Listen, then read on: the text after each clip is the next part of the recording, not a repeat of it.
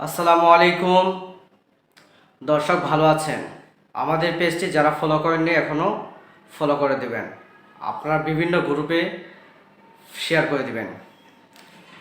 দর্শক শ্রোতা, সাম্প্রতিক সময় যেটা ঘুরে বেড়াচ্ছে সেটা হচ্ছে যে শিক্ষিকার সাথে ছাত্রর বিয়ে। 22 বছরের ছাত্র 44 বছরের শিক্ষিকাকে বিয়ে করেছিলেন মোহাম্মদ মামুন মিস খায়রুন নাহার কে। তাদের পরিচয় কিভাবে?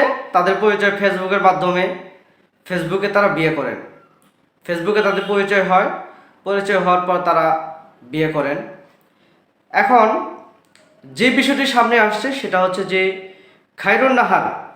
খায়রুন নাহার ব্যক্তিটি এমন, উনি হচ্ছেন একজন একটা স্কুলের প্রাথমিক বিদ্যালয়ের অধ্যাপক ছিলেন, সহকারী শিক্ষক ছিলেন। 40 বছর বয়স ছিল তার।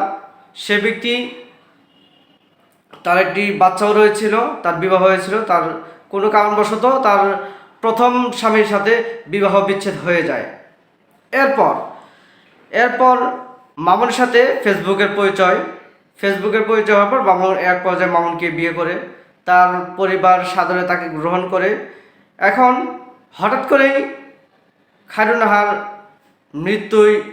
মৃত্যুতে ঢুলে পড়েন। কারণ খায়রুন নাহার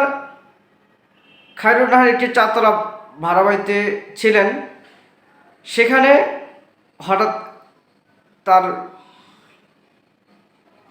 যতটুকু আমরা খবর পেয়েছি সেটা হচ্ছে যে গণমাধ্যমে জানতে পেরেছি যে সে হঠাৎ করে অসুস্থ বোধ করেন, তার স্বামীকে ওষুধ আনতে পাঠান। সে ওষুধ আনতে যায় ফার্মেসিতে, এসে দেখে দরজা খোলা, সে মৃত অবস্থায় পড়ে রয়েছে।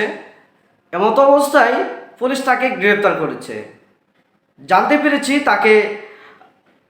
তাকে করা হয়েছে, তাকে জিজ্ঞাসাবাদ করা হয়েছে, পুলিশে হেফাজতে রাখা হয়েছে। তাকে পুলিশ জিজ্ঞাসাবাদ করছে যে এ ঘটনা কেন ঘটলো। সে বলছে যে তাকে বহু জিজ্ঞাসাবাদ পর সে স্বীকারোক্তি দিচ্ছে যে সে নিজেই নাকি ওনাতে আগুন লাগিয়ে দিয়েছিল, নাকি সে নিজেই মরার চেষ্টা করেছে। তাকে নাকি বিভিন্ন লোকজন ফোন দিয়ে উস্কানিমূলক কথা বলতো, বিভিন্নভাবে মন খারাপ থাকতো। মামুনের বক্তব্য, মামুন বলেছে যে তার বাড়িতে বিভিন্ন বন্ধু বান্ধব যারা আছে তারা ফোন করে বলতো, মুড অফ থাকতো। সে বাসায় এসে দেখতো মুড অফ আছে। কিন্তু মামুন বলেছে যে আমার কারণে কখনো না, তার পরিচিত রিলেটিভ যারা আছে তাদের কারণেই মুড অফ রয়েছিল। আমি এটুকু বলতে চাই, বাংলাদেশে এখনও এমন অবস্থা রয়েছে যে তারা এমনভাবে প্রেম করতে যাচ্ছে বা এমনভাবে প্রেম নীলা খেলা খেলছে যে ছেলে মানছে না যে মেয়ের বয়স কতটুকু, মেয়ে মানছে না ছেলের বয়স কতটুকু। এদিকে আমার নাতির বয়সী নাকি আমার ছেলে বয়সী। আপনাকে বুঝতে হবে যে আপনি যার সাথে সংসার করতে চাচ্ছেন, যাকে আপনি ভালোবাসতে চাচ্ছেন, তাকে নিয়ে আপনি কতটুকু সুখী থাকবেন। আমি এতটুকু বলতে চাই যে আপনারা সংসার করেন, সংসার ক্রোহগুদ জড়িয়ে রাখবেন না।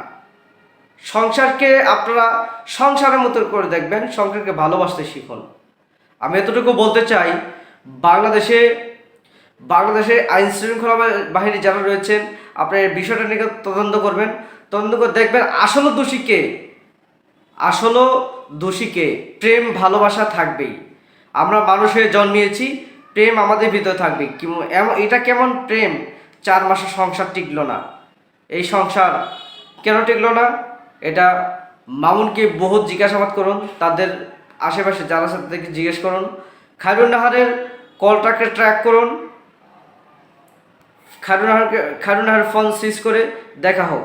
আইন শৃঙ্খলার প্রতি এটাই আমার দাবি যে আমরা ফেসবুকটাকে কেন অপব্যবহার করছি, অনলাইন প্ল্যাটফর্মটাকে কেন অপব্যবহার করছি, লিগেল কেন ব্যবহার করতে পারছি না, এটা সবাইকে খতিয়ে দেখার অনুরোধ রইল। সবাই ভালো থাকবেন।